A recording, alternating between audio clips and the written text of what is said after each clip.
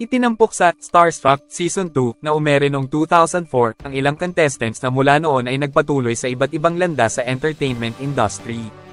Narito ang ilang update sa mga kapansin-pansin na contestants. Si Jade Lopez ay patuloy na kumikilos at lumabas sa iba't ibang palabas sa TV at pelikula. Si Megan Young, na naging contestant sa Season 2, ay nanalo sa Miss World 2013. Mula noon ay naging kilalang TV host at actress na siya. Si Kirby De Jesus ay nanatiling medyo mababa ang profile na may mas kaunting mga hitsura sa eksena ng libangan. Si CJ Moira ay umatras na sa showbiz at ngayon ay nakatuon sa kanyang karera sa labas ng entertainment industry. Gumawa na rin ng pangalan sa industriya ang ultimate female survivor na si Riza Senon. Nakatambal siya sa ilang teleserye at pelikula tulad ng Ika-6 na Utos at Mr. at Mrs. Cruz. Mike Tan naging matagumpay ang acting career ng the ultimate male survivor na si Mike Tan. Marami na siyang napanood na TV shows at pelikula, kabilang na ang Encantadia at Kambal, Karibal.